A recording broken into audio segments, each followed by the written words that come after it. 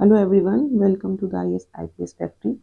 हम कवर कर रहे हैं करंट अफेयर्स पिछले एक साल का। तो ये इसमें आपका इंडियन करंट अफेयर्स में अर्थव्यवस्था से संबंधित इसमें करंट है। इकोनॉमी से संबंधित करंट हम करा चुके हैं। तो शुरू करते हैं। केंद्र सरकार द्वारा संचालित स्कूलों में कक्षा 5 और 8 के लिए नो डिटेंशन पॉलिसी खत्म की गई है। निःशुल्क व अनिवार्य शिक्षा का नियम कवायदा 210 में संशोधन किया गया है। संशोधित नियम के अनुसार 5 और 8 में कोई शैक्षणिक वर्ष के अंत में नियमित परीक्षा में अनुत्तीर्ण होता है तो उसे 2 महीने की अवधि में पुनः परीक्षा का मौका दिया जाएगा। उसमें भी अनुत्तीर्ण होने पर उसे आगे की कक्षा में नहीं भेजा जाएगा। नए राज्यपाल बनाए गए हैं, इनको पढ़ लेते हैं। अजय भल्ला जी बनाए गए हैं मणिपुर के, और आरिफ मोहम्मद बिहार, बीके सिंह मिजोरम, और डॉक्टर हरि बाबू उड़ीसा के, राजेंद्र विश्वनाथ आर्लेकर केरल के। अजय भल्ला मणिपुर, आरिफ मोहम्मद खान बिहार, बीके सिंह मिजोरम और हरि बाबू कम्भमपति उड़ीसा के, राजेंद्र विश्वनाथ आर्लेकर केरल के। लोकसभा चुनाव 2024 के रिजल्ट क्या रहे? आयोजन कब से कब तक था? 19 अप्रैल से 1 जून। 7 चरणों में इसका आयोजन हुआ था लोकसभा चुनाव का। स्वीप, फुल फॉर्म क्या है स्वीप की, याद रखना। Systematic voters education and electoral participation. मतदाता शिक्षा व जागरूकता को बढ़ावा देने के लिए व्यापक कार्यक्रम किए गए थे। उसमें महत्वपूर्ण पहलू क्या थे? कोई भी मतदाता पीछे न छूटे, शहरी व युवा मतदाताओं को की उदासीनता को संबोधन, क्योंकि शहर में ज़्यादातर लोग वोट देना तो सोचते हैं क्या फायदा, कोई क्या फर्क पड़ जाएगा एक वोट से। तो इसीलिए उनको उनकी उदासीनता को संबोधन करते हुए कोई भी मतदाता पीछे न छूटे। चुनाव का पर्व, देश का पर्व, अम्ब्रेला थीम थी। मेरा पहला वोट देश के लिए, पहली बार मतदान करने वाले मतदाताओं के लिए था। मेरा वोट मेरा कर्तव्य, लघु फिल्म बनाई गई थी। और नेशनल आइकॉन कौन थे इसमें? सचिन तेंदुलकर और राजकुमार राव को लोकसभा चुनाव के लिए क्या बनाया गया था? नेशनल आइकॉन बनाया गया था। अगला है किस दल का परफॉर्मेंस कैसा रहा? बीजेपी ने 240 सीटें हासिल की, आईएनसी ने 99, Samajwadi party 37, all India Trinamool Congress ने, एआईटीसी ने 29, डीएमके 22 और तेलुगु देशम पार्टी 16। सबसे ज्यादा मतों से जीत किसने हासिल की है? शंकर लालवानी जी ने इंदौर से। कितने मतों से जीते? लगभग 10 लाख, 10,08,077। और सबसे कम मतों से कौन जीते? तो रविंद्र दत्ताराम वायकर शिवसेना के, मुंबई उत्तर पश्चिम से केवल 48 मतों से जीते। सबसे कम उम्र की महिला सांसद कौन रही? प्रिया सरोज जी रही, 25 वर्ष की, एसपी यानी कि सपा समाजवादी पार्टी से। कहाँ से थी ये? मछली शहर से थी, उत्तर प्रदेश से। और सबसे बुजुर्ग सांसद कौन रहे? टीआर बालू जी रहे, 82 वर्ष से, डीएमके पार्टी से हैं ये। और कहाँ से रहते? तमिलनाडु के त्रिपेरुम्बुदूर से। 18वीं लोकसभा में 52% सदस्य पहली बार चुनकर आए हैं, यानी कि 48% रिपीटेड है, लेकिन 52% ऐसे हैं जो पहली बार चुनकर आए हैं। लोकसभा आम चुनाव 2024 से संबंधित रिपोर्ट के मुख्य अंश। कुल वोट 2000, देखो सबसे पहला तो है कि कुल मतदाता कितने थे? 97,97,51,1847, सॉरी 847, मैंने 1847 बोल दिया। याद रख सकते हैं लगभग 98 करोड़ मतदाता थे। और 2019 की तुलना में कितनी वृद्धि हुई है? 7.43, 7.5%। कुल वोट थे 64.64 crore, EVM plus postal vote को मिलाकर 64,64,20,869।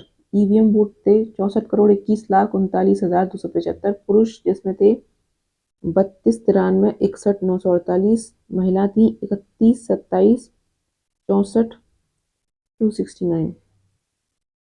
तो याद रखना, पुरुष थे लगभग 33 के और महिला थी सवा 31। थर्ड जेंडर लगभग 13,058 और डाक थे लगभग 42,000 42,41,81,594। सर्वाधिक मतदान वाला संसदीय क्षेत्र कौन सा था? 92.3% धुबरी, असम। कितना, असम में कितना मतदान हुआ? सबसे ज़्यादा मतदान वाला संसदीय क्षेत्र धुबरी रहा असम का, जहां पर 92.3% की वोटिंग हुई थी। सबसे कम श्रीनगर, जम्मू कश्मीर का, वहाँ मात्र 38.7% वोटिंग हुई। 2019 की तुलना में 1.06% की तुलना में 24 में नोटा सिर्फ 0.99% लोगों ने इस्तेमाल किया, क्योंकि लोगों को लगा कि क्या फ़ायदा है नोटा, अगर नोटा से हम ये कर सकते कि अगर नोटा, मान लो नोटा के वोट ज़्यादा हो गए तो भी कोई फ़ायदा नहीं होता, जो है ना नोटा के बाद का जो मेंबर होता है उसको चुन लिया जाता है, तो लोगों को लगा क्या ही फ़ायदा है नोटा में वोट देने से, इससे अच्छा तो या तो वोट ही देने मत जाओ या फिर किसी उम्मीदवार को वोट दे दो। थर्ड जेंडर का मतदान 27.09% रहा। मतदान केंद्र 10,52,664 रहे। सर्वाधिक मतदान केंद्र वाला राज्य उत्तर प्रदेश था, क्योंकि सबसे ज़्यादा जनसंख्या वहीं की है तो वहीं होंगे सबसे ज़्यादा मतदान केंद्र। और सबसे कम मतदान केंद्र वाला राज्य या केंद्र शासित प्रदेश लक्षद्वीप रहा। पंजीकृत महिला मतदाता कितनी रही? 47,63,11,240। 2024 में 48.62% महिला मतदाता, जबकि 19 में 48.09% महिला मतदाता थे। महिला मतदाताओं की सर्वाधिक प्रतिशत हिस्सेदारी वाला राज्य कौन सा था? पुदुचेरी था, और उसके बाद केरल था। पुदुचेरी में कितना? 53.03%। तो वो सर्वाधिक प्रतिशत के बाद भी लगभग 50% ने पार्टिसिपेट किया है अपनी वोटिंग राइट में। तो लोगों को लगता है कि एक वोट से क्या होगा, अरे एक एक वोट से बहुत कुछ होता है। लोग वोट देने नहीं जाते हैं, उसके बाद सोचते हैं कि अरे कुछ हो ही नहीं रहा है, गवर्नमेंट कुछ कर ही नहीं रही है, तो आप अपने मत का प्रयोग कहाँ कर रहे हैं? प्रति 1,000 पुरुष मतदाता पर महिला मतदाताओं की संख्या कितनी है? 946। ये बड़ा यूनिक सा फैक्ट है कि 1,000 पुरुषों पर महिला मतदाता की संख्या कितनी है? 946 है। 65.78% महिला मतदाताओं ने मतदान किया है, 65%, लगभग 66 कह सकते हैं। 2024 में चुनाव लड़ने वाली महिला मतदाताओं की संख्या 800 और 19 में 726 थी। इस बार 800 थी। 48,272 पंजीकृत थर्ड जेंडर मतदाता थे। 27.09% थर्ड जेंडर मतदाताओं ने मतदान किया, मतलब इनमें से भी सिर्फ 27% ने ही मतदान किया। और 1,19,374 विदेशी मतदाता थे जो पंजीकृत थे। 6 राष्ट्रीय दलों ने भाग लिया और इनका कुल वोट शेयर कुल वैध मत का कितना था? 63.35। कुल 71,090 उम्मीदवारों की जमानत जब्त हुई। एक संसदीय क्षेत्र सूरत गुजरात निर्विरोध था। ऐसा कौन सा क्षेत्र जहां निर्विरोध जीत हासिल की गई? गुजरात, सूरत। स्वतंत्र उम्मीदवारों में से केवल 7 ही निर्वाचित हुए और उनके द्वारा कुल वैध मतों का 2.79% वोट शेयर प्राप्त किया गया। स्वतंत्र उम्मीदवार कितने निर्वाचित हुए? 7। अब जो लोकसभा चुनावों के साथ कुछ राज्यों में विधानसभा चुनाव भी थे, उनका परिणाम देख लेते हैं। आंध्र प्रदेश में कितनी सीटें हैं? 175। जीता कौन? टीडीपी 135 के साथ। उसके बाद दूसरी पार्टी रही जनसेना 21 और वाईएसआरसीपी 11 रही। मुख्यमंत्री किसे बनाया गया है? टीडीपी के चंद्रबाबू नायडू को। उड़ीसा विधानसभा में 147 सीटें हैं। देखो इसमें याद रखने वाले फैक्ट ये हैं, क्योंकि सीट मिलाने आ जाएंगी इसमें कौन सी विधानसभा सीटें हैं। बाकी ये याद रहे कौन जीता तो ठीक है, नहीं रहे तो भी कोई इतना दिक्कत नहीं है। और ये भी आ सकता है, जैसे दे देंगे बट हाल ही राज्य में विधानसभा चुनाव हुए, अब मुख्यमंत्रियों के नाम दे देंगे तो आपको मिलाना पड़ेगा। तो वैसे नाम पढ़ के समझ में आ जाएगा, जैसे चंद्रबाबू नायडू हैं तो इस नाम से ही समझ में आ रहा है कि साउथ का ही कोई क्या राज्य होगा। 147 में से बीजेपी जीती है 78, कांग्रेस 14 और बीजेड 51 जीती है। मुख्यमंत्री चुना गया है बीजेपी के मोहन चरण मांझी को, क्योंकि बीजेपी ने सर्वाधिक सीटें जीती। अगला है अरुणाचल विधानसभा में 60 सीटें थी, बीजेपी ने 46 जीती हैं, एनपीपी ने 5, एनसीपी ने 3 और पेमा खांडू को क्या बना दिया गया, बीजेपी के पेमा खांडू को अरुणाचल प्रदेश का मुख्यमंत्री बना दिया गया।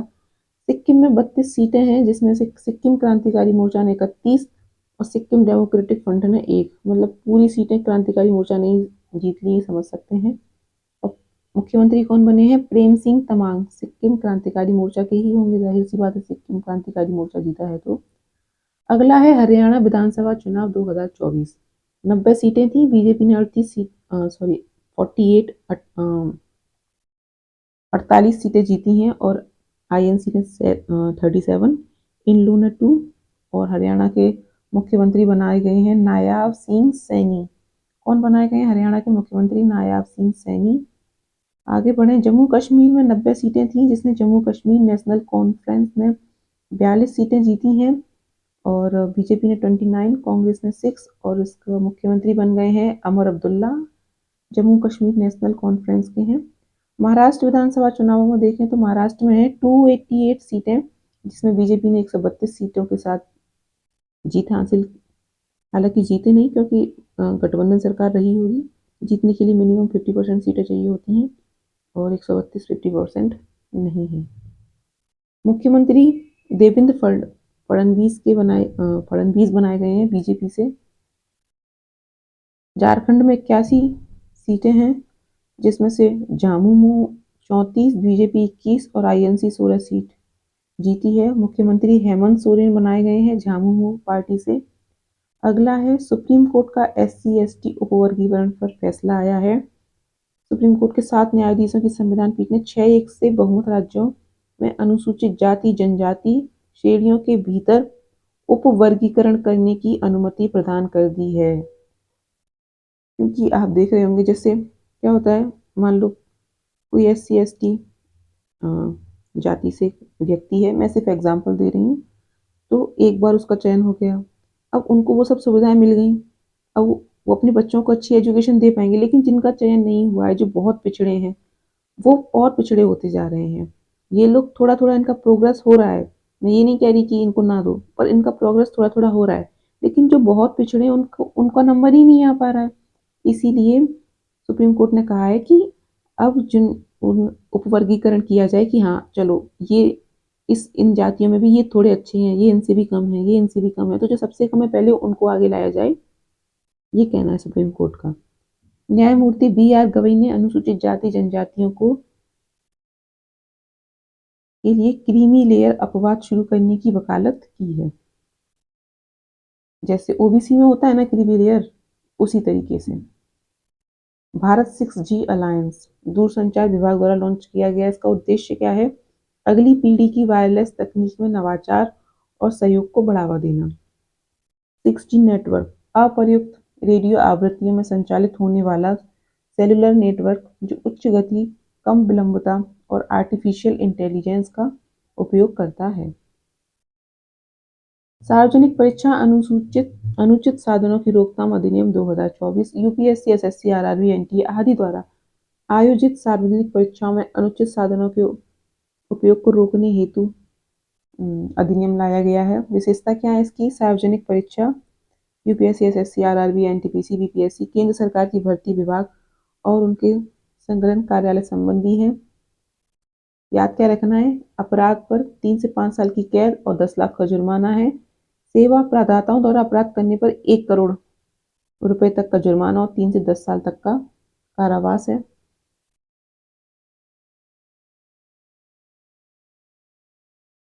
साथ ही संगठित अपराध हेतु 5 से 10 साल की सजा, 1 करोड़ का जुर्माना। पूछताछ और जांच संबंधी जांच, सभी अपराध कैसे होंगे, संज्ञेय होंगे, गैर समनीय होंगे और गैर जमानती होंगे। G7 मेजबानी किसने की, इटली ने। हमारे देश से कौन गए थे G7 में, मोदी जी गए थे। परिणाम क्या हुआ, भारत मध्य पूर्व यूरोपीय आर्थिक गलियारे को समर्थन मिला और भारत अफ्रीका में लोबिटो गलियारे और फिलीपींस में लुजोन गलियारे का समर्थन किया। अगला है अपराजिता महिला व बाल विधेयक 2024। पश्चिम बंगाल विधानसभा द्वारा पारित किया गया है अपराजिता महिला व बाल विधेयक। अपराजिता टास्क फोर्स का गठन किया जाएगा इस विधेयक के तहत। साथ ही बलात्कार दोषियों के लिए मृत्युदंड होगा और प्रथम रिपोर्ट में 21 दिन के भीतर जांच पूरी की जाएगी। ये आपने सुना होगा, जो पश्चिम बंगाल में एक डॉक्टर के साथ रेप केस हुआ था, उसके बाद पश्चिम बंगाल गवर्नमेंट ने अपराजिता महिला व बाल विधेयक पारित किया। अगला है एक राष्ट्र एक चुनाव समिति की रिपोर्ट। समिति की संरचना क्या थी? 1+7, यानी कि एक अध्यक्ष और 7 सदस्य। अध्यक्ष कौन है? रामनाथ कोविंद, जो कि हमारे पूर्व राष्ट्रपति रहे हैं। सदस्य हैं अमित शाह, गुलाम नबी आजाद, एन.के. सिंह, सुभाष कश्यप। सुभाष कश्यप की आप बुक पढ़ते होंगे पॉलिटी की। हरीश साल्वे, संजय कोठारी, अधीर रंजन चौधरी। और अर्जुन राम मेघवाल आमंत्रित सदस्य हैं। इसके सचिव हैं नितेंद्र सिंह। सिफारिश क्या की इस कमेटी ने? एक राष्ट्र एक चुनाव। पहले चरण में लोकसभा व राज्यसभा चुनावों को एक साथ किया जाए। दूसरे चरण में स्थानीय निकायों के चुनाव लोकसभा व राज्य विधानसभा के चुनावों से 100 दिन के भीतर हो जाएं। याद रखिएगा, 100 दिन के भीतर। और कौन कौन से अनुच्छेद में संशोधन होगा? 82A, 82, 83, 172, 327, 325 और 324A। त्रिशंकु सदन की स्थिति में नए चुनाव होने पर लोकसभा का कार्यकाल केवल पिछले सदन के शेष कार्यकाल के लिए ही होगा। त्रिशंकु सदन मतलब बीच में अगर सदन भंग हो जाता है। जहां राज्य विधानसभाओं के लिए नए चुनाव होते हैं, तो ऐसी विधानसभाएं लोकसभा के पूर्ण कार्यकाल के अंत तक जारी रहेंगी। भारत के चुनाव आयोग और राज्य चुनाव आयोगों द्वारा एकल मतदाता सूची और मतदाता फोटो पहचान पत्र का निर्माण होगा। इसके लिए गठित संयुक्त संसदीय समिति जेपीसी के अध्यक्ष थे पीपी चौधरी। पाली से तीसरी बार लोकसभा सांसद चुने गए हैं। कौन? पीपी चौधरी पाली से तीसरी बार लोकसभा सांसद चुने गए हैं। अगला, ये दिया क्यों हुआ है? अगर पूछा जाए कि एक राष्ट्र एक चुनाव में राजस्थान से कौन सदस्य थे, तो इसीलिए याद रखिएगा, राजस्थान के पाली से पीपी चौधरी थे। अगला, नारी शक्ति वंदन अधिनियम। नारी शक्ति वंदन अधिनियम क्या है? संसद ने लोकसभा, राज्य विधानसभा, राष्ट्रीय राजधानी क्षेत्र दिल्ली की विधानसभा में महिलाओं के लिए आरक्षण प्रदान करने के लिए 128वां संशोधन विधेयक और 106वां संविधान संशोधन पारित किया है। क्या है इस संविधान संशोधन में? अनुच्छेद 239AA, एनसीआर दिल्ली की विधानसभा की 1/3 सीटें महिलाओं के लिए आरक्षित। ये अब इसमें ये अनुच्छेद इम्पोर्टेंट हो गए हैं, क्योंकि अनुच्छेदों में परिवर्तन हुआ है, तो ऐसे आपको लाइन से मिलाने के लिए आ जाएगा कि मिलान करो कौन सा अनुच्छेद कहाँ से रिलेटेड था। तो दिल्ली से रिलेटेड है 239AA और 330A, ये नए अनुच्छेद हैं, जोड़े जाएंगे। 330A लोकसभा से संबंधित है। 1/3 सीटों का आरक्षण। अनुच्छेद 330 के तहत जाति जनजाति के लिए आरक्षित 1/3 भी शामिल। और 332A, देखो याद रखने का तरीका, पहले लोकसभा है बाद में विधानसभा है, तो 330 लोकसभा के लिए और 332 विधानसभा के लिए है। 1/3 सीटें आरक्षित और 32 में जो है जाति और अनुसूचित जनजाति के लिए भी 1/3 सीटें शामिल हैं। अनुच्छेद 334A, उपयुक्त प्रावधान निर्वाचन क्षेत्रों के परिसीमन के बाद प्रभावी होंगे। अब ये सब जो 2026 में नया परिसीमन की बात की गई है, तो उसके बाद प्रभावी हो जाएंगे। अन्य प्रमुख प्रावधान, परिवर्तन 15 वर्ष के बाद प्रभावी नहीं होगा। ये जो अमेंडमेंट किया गया सिर्फ 15 ईयर्स के लिए किया गया, हमेशा के लिए नहीं किया गया है, याद रखिएगा इस चीज़ को। हालांकि गवर्नमेंट एक बार बना देती है फिर उसको एक्सटेंड करती रहती है, तो फिलहाल वर्तमान में 15 वर्षों के लिए ही प्रभावी किया गया है। आगे चलते हैं।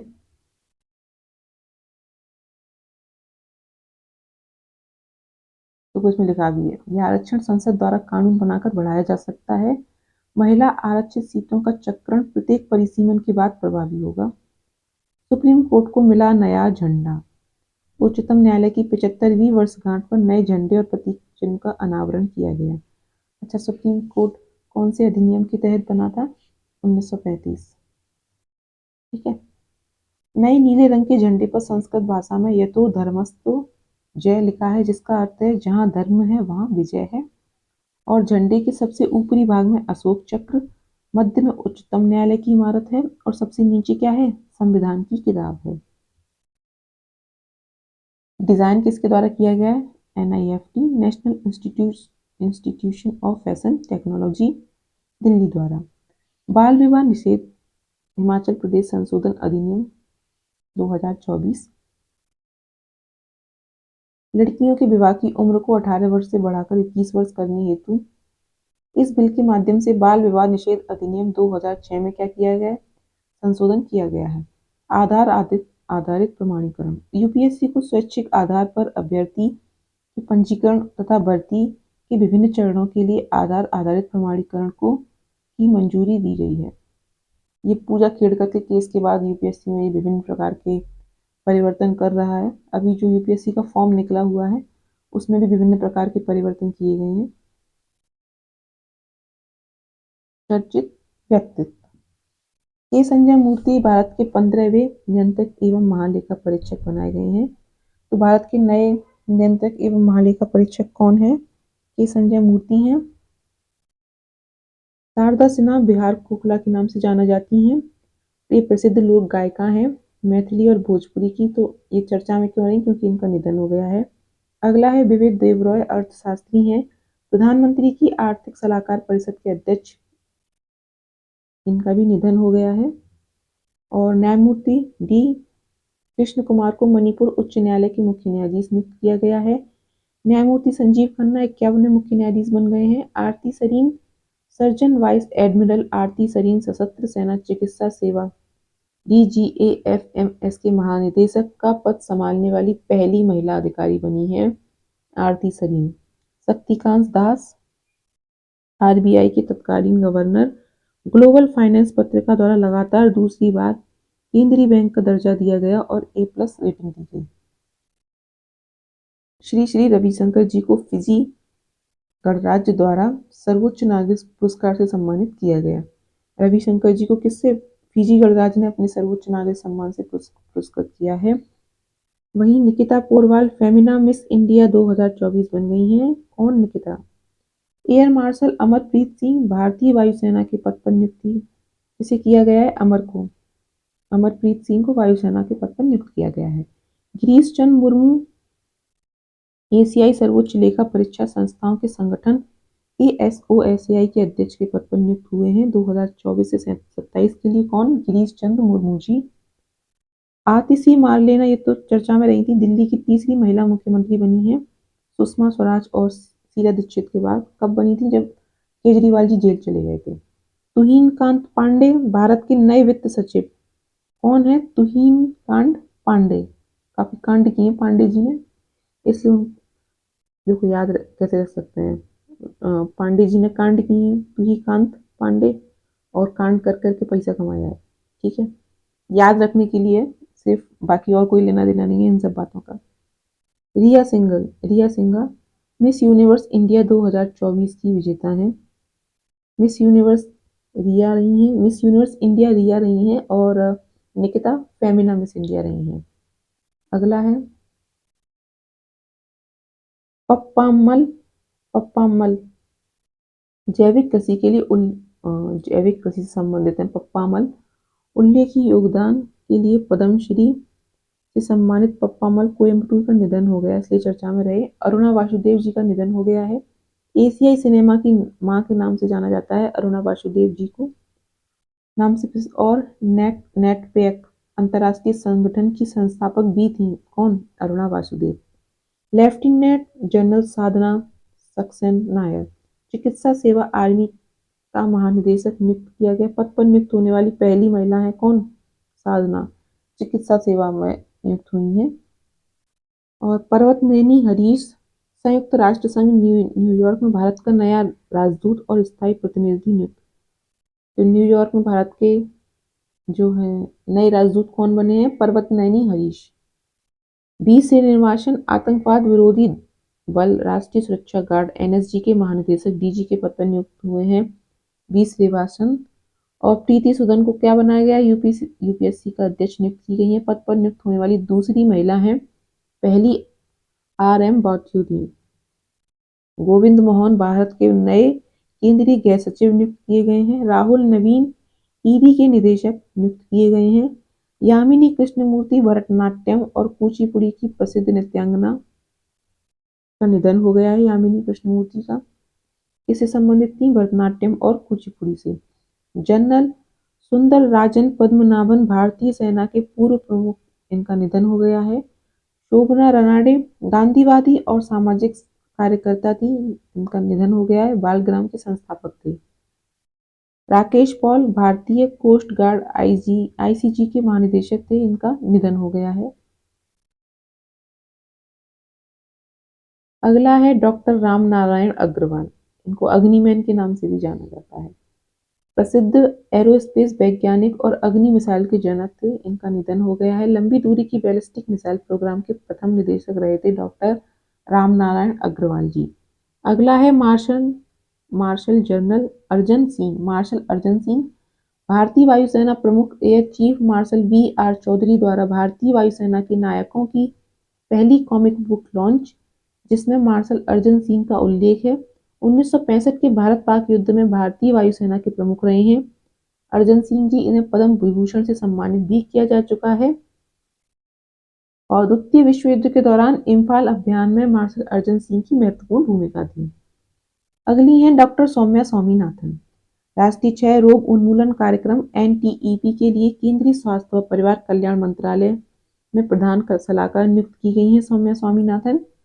भारतीय चिकित्सा अनुसंधान परिषद आईसीएआर की पूर्व महानिदेशक और डब्ल्यूएचओ की पूर्व मुख्य वैज्ञानिक भी रही हैं। चेन्नई स्थित एमएम स्वामीनाथन रिसर्च फाउंडेशन की प्रमुख भी हैं। कौन? डॉक्टर सौम्या स्वामीनाथन। बस इतना याद रखना है कि अभी इनको क्षय रोग उन्मूलन कार्यक्रम की सलाहकार नियुक्त किया गया है। न्यायमूर्ति एन कोटेश्वर सिंह सर्वोच्च न्यायालय के न्यायाधीश नियुक्त किए गए हैं। मणिपुर से सर्वोच्च न्यायालय में नियुक्त होने वाले पहले न्यायाधीश हैं, इसलिए याद रखने। तो एन कोटेश्वर मणिपुर से सर्वोच्च न्यायालय में नियुक्त होने वाले पहले न्यायाधीश। विक्रम मिसरी भारत के विदेश सचिव नियुक्त किए गए हैं। विक्रम मिसरी विदेश सचिव। सुजाता सैनिक भारत की पहली महिला मुख्य सचिव नियुक्त की गई हैं। कौन? सुजाता सैनिक। अगला है captain Supreetha city Siachen glacier में ऑपरेशन क्षमता में तैनात होने वाली आर्मी एयर डिफेंस कोर की पहली महिला अधिकारी हैं। सियाचिन ग्लेशियर में आर्मी एयर डिफेंस कोर की पहली महिला अधिकारी captain Supreetha CT. Shekhar Kapur film निर्माता शेखर कपूर को गोवा में आयोजित होने वाले भारतीय अंतर्राष्ट्रीय फिल्म महोत्सव IFFI में 55वें और 56वें संस्करण का महोत्सव निदेशक नियुक्त किया गया है। अगला है डॉक्टर MS बलियाथन, हृदय रोग विशेषज्ञ व स्वदेशी चिकित्सा उपकरणों के अन्वेषक रहे हैं। MS बलियाथन, इनका निधन हो गया है। हृदय रोगियों को कम कीमत वाला मैकेनिकल हार्ट वॉल्व विकसित किया था MS बलियाथन ने। अगला है कमला पुजारी, जैविक खेती के लिए उनके योगदानकर्ता कमला पुजारी का निधन हो गया है। कमला पुजारी जी जैविक खेती से संबंधित रही। अगले हैं सुमंत सिन्हा क्यों चर्चा में रहे? सीईओ क्लाइमेट लीडर्स के गठबंधन के सह अध्यक्ष नियुक्त किए गए थे सुमंत सिन्हा जी। लेफ्टिनेंट जनरल उपेंद्र द्विवेदी को भारतीय सेना के 30वें सेना नियुक्त किया गया था। मेजर राधिका सेन 2023 के UN military gender advocate of the year से सम्मानित की गई थी। Major Radhika Sen Democratic Republic of Congo में संयुक्त राष्ट्र शांति मिशन में तैनाती के दौरान शांति सैनिक के रूप में उल्लेखनीय कार्य किया था मेजर राधिका सेन ने। अनामिका वी राजीव भारतीय नौसेना की पहली महिला हेलीकॉप्टर पायलट हैं। कौन? अनामिका वी राजीव। और रुचिरा कंबोज संयुक्त राष्ट्र में भारत की पहली महिला स्थानीय प्रतिनिधि के पद से सेवानिवृत्त हो गई हैं रुचिरा कंबोज। जस्टिस हेमा कोहली सर्वोच्च न्यायालय की 12 सदस्यीय लिंग संवेदनशीलता और आंतरिक शिकायत समिति की अध्यक्ष नियुक्त की गई हैं जस्टिस हेमा कोहली। अगला है पंडित राजीव तारानाथ, भारतीय शास्त्रीय संगीतकार सरोद वादक थे ये। कौन? राजीव तारानाथ, इनका निधन हो गया है। और सैनिया मेहर घराने से थे राजीव तारानाथ। पद्मश्री 2019 तथा संगीत नाटक अकादमी 2000 में इन्हें सम्मानित किया गया था। अगला है रामोजी राव, मीडिया दिग्गज और उद्योगपति थे, इनका निधन हो गया है। इनको 2016 में पद्म भूषण मिला था। तेलुगु दैनिक ईनाडू अखबार, ईटीवी चैनल और रामोसी फिल्म सिटी के संस्थापक। रामोसी फिल्म सिटी कहाँ है? हैदराबाद। अगला है परमेश्वरम तंकप्पन नायर, शोधकर्ता, इतिहासकार और लेखक हैं, इनका निधन हो गया है। कोलकाता के इतिहास के विशेषज्ञ रहे हैं। उपनाम है कोलकाता का बेयरफुट हिस्टोरियन। अगले हैं संजय कुमार मिश्रा, जीएसटी अपील न्यायाधिकरण के प्रथम अध्यक्ष नियुक्त किए गए हैं संजय कुमार मिश्रा। अगला है रोमालू राम, कला के क्षेत्र में जम्मू कश्मीर के रोमालू राम को पद्मश्री से सम्मानित किया गया। डोगरी लोक कलाकार और डोगरी लोकगीत गीतरू का वास्तविक रचयिता है रोमालू राम। पुस्तक है इनकी गितरुयेन द फोहर। अगला है करीना कपूर खान, यूनिसेफ संयुक्त राष्ट्र बाल कोष इंडिया द्वारा संगठन का नेशनल एम्बेसडर नियुक्त किया गया है। बाल कोष का एम्बेसडर करीना कपूर खान को नियुक्त किया गया है। इदाशीशा नोंगरांग मेघालय की प्रथम महिला पुलिस महानिदेशक बनी है इदाशीशा नोंगरांग। और बीरूवाला राभा, असम में डायन प्रथा के विरुद्ध संघर्ष के लिए पद्म पुरस्कार विजेता राभा का निधन हो गया है। न्यायमूर्ति रिजू राज अवस्थी लोकपाल के न्यायिक सदस्य के रूप में नियुक्त हैं और 22वें विधि आयोग के अध्यक्ष रहे हैं ऋतुराज अवस्थी। अगला है मनोज पांडा, 16वें वित्त आयोग के पूर्णकालिक सदस्य के रूप में नियुक्त मनोज पांडा। अगला है विल्किस मीर, कयाकिंग और canoeing athlete Bilquis Mir Paris Olympic में जूरी सदस्य के रूप में नियुक्त होने वाली भारत की पहली महिला बनी है। कौन? विल्किस मीर। पेरिस ओलंपिक में जूरी सदस्य के रूप में नियुक्त होने वाली पहली महिला Wilkes Mir. Rakesh Mohan world bank द्वारा आर्थिक सलाहकार पैनल के सदस्य नियुक्त किए गए हैं। नाइमा खातून, अलीगढ़ मुस्लिम विश्वविद्यालय की पहली महिला कुलपति नियुक्त की गई हैं। गोपी ठोटाकुरा, जेफ बेजोस के अंतरिक्ष स्टार्टअप ब्लू ओरिजिन के NS-25 मिशन की 6 सदस्यीय यात्रा दल में चयन हुआ है गोपी ठोटाकुरा का। और दिनेश कुमार त्रिपाठी भारतीय नौसेना के अगले प्रमुख नियुक्त किए गए हैं। राजीव गोवा, LGBTQ+ सदस्य समुदाय के गठित केंद्र सरकार कैबिनेट समिति के प्रमुख नियुक्त किए गए हैं राजीव गोवा। गीता सबरवाल, इंडोनेशिया में संयुक्त राष्ट्र के स्थानीय समन्वयक के रूप में नियुक्त की गई है। अगला है ज्ञानेश कुमार और सुखबीर सिंह संधू को निर्वाचन आयोग के चुनाव आयुक्तों के रूप में नियुक्त किया गया है। ज्ञानेश कुमार और सुखबीर सिंह संधू को। वही किशोर मकवाना, राष्ट्रीय अनुसूचित जाति आयोग NCSC के अध्यक्ष नियुक्त किए गए हैं किशोर मकवाना। और शैफाली बी शरण को PIB का प्रधान महानिदेशक नियुक्त किया गया है। नवनीत कुमार सहगल को प्रसार भारती बोर्ड के अध्यक्ष नियुक्त किया गया है। जस्टिस ऋतु बहारी उत्तराखंड उच्च न्यायालय की पहली मुख्य न्यायाधीश हैं। फली एस नरीमन, भारत के पूर्व एडिशनल सॉलिसिटर जनरल का निधन हो गया है। भोपाल लीक गैस कांड में यूनियन कार्बाइड के वकील थे फली एस नरीमन। आचार्य विद्यासागर महाराज, संलेखना प्रथा से त्याग किया है आचार्य विद्यासागर महाराज जी ने। प्रभा अत्रे शास्त्रीय गायिका, शिक्षाविद और लेखिका हैं, उनका निधन हो गया है। उत्तर प्रदेश के किराना घराने से संबंधित थी प्रभा अत्रे। इनको 1990 में पद्मश्री, 2002 में पद्म भूषण और विभूषण 2022 में मिला। एक ही मंच से 11 पुस्तकें विमोचन करने का इनका वर्ल्ड रिकॉर्ड है। इनकी प्रमुख पुस्तकें हैं प्रभा अत्रे की स्वर रंजनी, स्वर रंगिनी, स्वर रंगी, स्वरमयी। स्वर पर ज्यादा पुस्तकें लिखी हैं इन्होंने, लग रहा है, क्योंकि ये शास्त्रीय गायिका हैं। अगला है डॉक्टर जगदीश गांधी, विश्व भर में विद्यालयों की श्रृंखला में स्थापित करने वाले गांधीवादी कार्यकर्ता का निधन हो गया है। ये सिटी मॉन्टसरी स्कूल CMS के संस्थापक हैं। अगला है सुभाष दांडेकर, स्टेशनरी ब्रांड कैमलिन के फाउंडर, इनका निधन हो गया है। भूपेंद्र सिंह रावत, पूर्व फुटबॉलर का निधन, स्कूटर उपनाम से चर्चित थे Bhupendra. Rajat Sharma, news broadcast and digital association NBDA के अध्यक्ष नियुक्त किए गए हैं। और वरदराव कमलाकर राव, प्रसिद्ध मृदंगम गायकार हैं, इनका निधन हो गया है। हरसिंह सिंह सोनी, भारत के पूर्व पोलो खिलाड़ी का निधन। सुभनीत सिंह, UN द्वारा ग्लोबल जलवायु एम्बेसडर नियुक्त किए गए। सोनू सूद, थाईलैंड के ब्रांड एम्बेसडर नियुक्त किए गए। हर्षवर्धन अग्रवाल, फिक्की के चेयरमैन नियुक्त किए गए हैं। फिक्की के चेयरमैन हर्षवर्धन अग्रवाल। लाचित बोरफुकन, अहोम सेनापति जिसकी 125 फीट ऊंची प्रतिमा वीरता की प्रतिमा का अनावरण किया गया। प्रेरणा देव स्थली भारतीय नौसेना के किसी युद्धपोत की कमान संभालने वाली पहली कमांडिंग ऑफिसर बनी है प्रेरणा देव स्थली। तेगवीर सिंह पंजाब निवासी 5 वर्षीय माउंट किलिमंजारो पर चढ़ने वाले सबसे कम उम्र के एशियाई बने हैं तेगवीर सिंह। 5 साल की उम्र में ही देखो उन्होंने किलिमंजारो चढ़ लिया। वीर सुब्रमण्यम एनएचआरसी के अध्यक्ष नियुक्त किए गए हैं। नेशनल ह्यूमन राइट कमीशन के अध्यक्ष वीर सुब्रमण्यम नियुक्त किए गए हैं। जाकिर हुसैन प्रसिद्ध तबला वादक उस्ताद जाकिर हुसैन का 73 वर्ष की उम्र में निधन। डॉक्टर मनमोहन सिंह पूर्व प्रधानमंत्री डॉक्टर मनमोहन सिंह का निधन हुआ और 1991 के आर्थिक सुधारों के वास्तुकार रहे थे मनमोहन जी। अगला है प्रोफेसर पुष्पक भट्टाचार्य आरबीआई के वित्तीय क्षेत्र में एआई के नैतिक उपयोग की रूपरेखा विकसित करने गठित पैनल के अध्यक्ष हैं प्रोफेसर पुष्पक भट्टाचार्य। वहीं पवन काम्पोली एशियन ई स्पोर्ट्स गेम 2024 में कांस्य पदक जीता।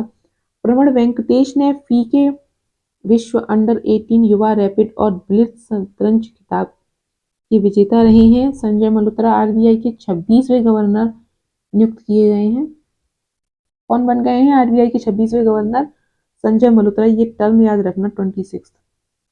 कैप्टन अभिलाष रावत 2024 का अंतर्राष्ट्रीय समुद्री संगठन आईएमओ द्वारा समुद्री बहादुरी पुरस्कार। लाल सागर बचाव अभियान में असाधारण साहस के लिए कैप्टन अभिलाष रावत जी को याद किया जाता है। आखिरी है माधव गॉडगिल।